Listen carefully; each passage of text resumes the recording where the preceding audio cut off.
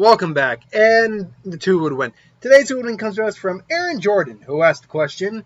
I did get it right. It was Aaron Jordan, right? Yes, it was. Who would win the fight? Hajun. I'm probably butchering that name. Hajun, formerly known as Mara Papayas. Yeah. Anyway, Hajun. From Shinza Bansho versus Elder God Demonbane from, I'll be completely honest, I am not certain what, I'm looking, it's like, I think it's from like Demonbane novels, but this is going to be a difficult one for me to judge, simply for the fact that, while I might have a generalized bit of their information, I knew nothing of these characters beforehand. One of these guys I had a generalized idea about because I have his information here, but I've never heard of either of these two. The other one, I can't find an actual source for the I can find like the versus wikis and all that, but I can't find an actual source for what Elder God Demonbane is and what he can actually do. The best I can do is go to versus outlets. Like Versus Wiki, Omniversal Battlefield Wiki, Anime vs. Comics Wiki. I can go to all these, but that's not really, it's not really, helpful in terms of a clear definition of what you can do. So, unfortunately, you're gonna have to be a little kind on me on this one. I know you want to just rip me apart for my opinions, but no. So, anyway, though, the basic story with Hajun, I'm going to be saying Hajun, I'm probably butchering that, is that over 8,000 years ago during the era of the Fifth Heaven, the Samsara Vartin cult decided to try to supplant it with a new god, purchasing a boy that did not react to outside stimuli. They gave the boy the divine title of Hajun before mummifying him while he was still alive and burying him within a 5-fold mausoleum that didn't allow a sliver of light to penetrate. But the boy soul was far more powerful than the cult realized. The world or its sensations did not matter to him, and he only sought the feeling of solitude. But the phantom sensation of the twin brother he absorbed in his mother's womb, simply known as the tumor, continued to irritate him. Thus, this embodiment of self-love and narcissism began to lash out, and his soul ascended to godhood. Essentially, he became a godhood. Now, he is considered in his series, Sympathia, the most, he's considered infinitely stronger than any other Hadu god. He has besides the tumor, which basically just bothers the living crap out of him, he has something known as Manji Madala, or Muryu Tasui. I'm probably butchering those, but I'm doing my best. Basically, when activated, it creates a wave of destruction that will spread and eventually destroy everything, even the throne, which is a metaphysical device. Overall, this is the most deadly and most powerful technique he has. It has a few weaknesses, though, such as it can be halted by Tenma Yato's law, albeit with influence. It will influence living beings into being narcissistic, and the law of the tumor, a complete opposite, was able to override his law. He's also capable of an incomplete manifestation of Hajun's law. All beings in the world are consumed with self-love and narcissism. All living beings, whether sentient or not, slaughter each other indiscriminately until eventually none are left. There is no afterlife in Hajun's world, so the souls of the dead are doomed to be erased. Then he is capable of observing possible future outlines and recognizing higher planes, as well as the record of the throne. As he who occupies the throne, Hajun can use the previous Hado god's laws, which have been recorded in the throne. These shades, as they're called, while capable of replicating the original god's law, hold but a mere fraction of the original power due to Hajun's nature. These include, but are not limited to, the Morning Star, universal mathematical formula of rational akin to machine, born from its desire to rescue the sinful world, cleansing everyone from their original sin. During the fight against the Eastern Expedition Team, the Shade of Satali used his law in two ways. Ability to punish those who indulge in their desires by being devoured for it, usually by locusts coming and devouring them. Or calls in the light that punishes the sinners, changing them into pillars of salt. I remember seeing things like that. Even a moment before the activation, this ability causes the Gudo gods to have their skin layer broken apart and turn into flour. Lovely. Shirado Shikuten, the Golden Beast, a universal eternal struggle world, or universal eternal struggle world where everyone is immortal and fight for their eternal Kahavati of man-eating fiends, or fight for eternity. So God of man-eating fiends born from the Golden Beast's desire to love all at his full power. In this final battle against Hajun, it is manifested in the form of 1 second here. Originally, the ability to lead. What? Okay, that it just cuts off there. Originally, the ability to lead the dead has changed into a technique that centers around taking the spear of Legion into Hajun's nature. I don't know what that means.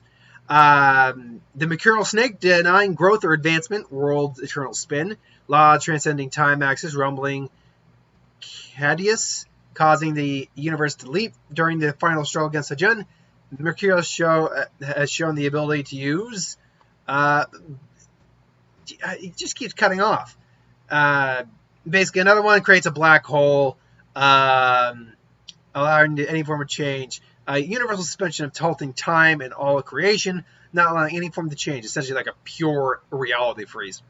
And Twilight, the Twilight born from the desire to love and embrace all, a universe where everyone's life is full of happiness, respecting human freedom, embracing all without discrimination, was used by Hajun. The Shadow has shown the ability to use Mari's curse, bringing forth the blade of decapitation, severing the head of those who start. Some of these aren't adding up at all, just because of the way I think this is structured on this wiki. Either way, he is an insanely powerful being. Elder God Demonbane, the best I can get you for the information here, because again, it's just not well presented at all. Is that, or at least according to Versus Battle Wiki, because they like to compile stuff and see how people rank, Elder God Demonbane is, first off, he is an Elder God. He's genderless. I say he's he. We're going to refer to him as he. Demonbane just kind of sounds more like a man's name. Nope, nothing sexist against it. If you want to be a girl and call Demonbane, absolutely, go right for it. Superhuman physical characteristics including immortality, type 3, reality manipulation, true flight, space-time manipulation, can warp the entire space-time continuum to summon the shining trapezoidon, non-corporeal teleportation, summoning, can summon infinite possibilities and variations of itself across all existences, and even non-existent ones. All the powers of Demonbane. Okay, there's someone I might be able to get an idea for. Demonbane. Demonbane. Okay, so Demonbane's an actual character. That one I might be able to get a better idea about. So give me actually 1 second to type in Demonbane. I'm sorry for the lack of proper prep, but I was having difficulty, finding crap. Demonbane. Alright, Demonbane. Let's go in the reverse here. Demonbane. Let's see. Okay, alright. This might help out a little bit better. Mecha profile, OBD wiki. Okay, alright. Okay, this gives me a bit better idea of what I'm working with here. Again, powered by magic, draws power from infinite universes. Destructive capability, multiverse level, supposedly defeated Azoth and the Outer Gods, save for Yog Sothoth. Use the power of Zoth, whatever he wishes. Durability, multiversal levels of durability and power scaling. Infinite speed, terrain, ground, air, water, space, dimension, doesn't matter. Novel features all of the original guy's powers and maybe Mars, Demonbane, reality warping, dimensional, and megaversal teleportation. Can advance the target from the megaverse into a foreign dimension via shining trapezoid. Can turn fantasy into reality. Able to summon infinite upon infinite variations of Demonbane from all possibilities, including universes, and perform a mass combined attack with them. Weaponry includes scimitar, a scimitar Chukthug. Some of this I just don't know what this is. Point being is that, I have no idea what that was. Point being is that this individual is beyond. This would be kind of like an eldritch horror kind of thing, where we as humans probably would not be able to comprehend this thing's level of power, this shouldn't exist, and yet it does. It exists universally, multi-universally. So if you're asking me which of these two ultimate deities in their own respective universes wins, I'm going to be straight up with you. Again, this is just from the information I can gather from this. Is that, let me double check one thing about this character, Hajun, real quick. Is Hajun multiversal? Or is he considered multiversal? At least in terms of his level of power. Powers, existence, ratio, immortality. Outerverse. Okay, so he's his attack potency is outerversal. At full power, he's the most powerful character in the entire Masada. What the hell is with these verse terms? Okay, sorry. I need to look up these terms officially so I can get an idea about versal. Okay, so multiversal. Let's see, outerversal. Nope. Okay, one sec. Outerversal. Okay, outerversal is a term used to describe a location or structure that is unbound by the idea of dimensions in space-time. Originally coined by Versus Wiki, such as the term. Okay, so that's outerversal. Seeing as Megaversal, seeing as Demonbane is technically Megaversal, let's see what if Megaversal actually qualifies beyond multiversal or outerversal. So Megaversal. Okay, Megaversal. Megaversal. The Megaversal system, sometimes known as the Palladium system, is a set of mechanics specifically employed a role-playing game. Okay, that's whatever. So there is no Megaversal, but see, initially from everything I'm reading, I'm like, no, Demonbane's going to win that. Demonbane's going to win the whole thing. If Hajun is outerversal, then he surpasses, no matter how infinite the amount of verses he may exist past, or exist in. If the ability to, if his power power level is beyond or is at high outerversal levels, that trumps multiversal, and with his ability to actually use an attack, which is the most powerful attack, to wipe everything out eventually, then it doesn't matter how immortal, invincible, whatever, because he can erase existences, because he's outerversal and basically trumps multiversal, then it's, unfortunately, at least from my opinion, not much of a contest. Like, this would not be a very interesting fight, per se.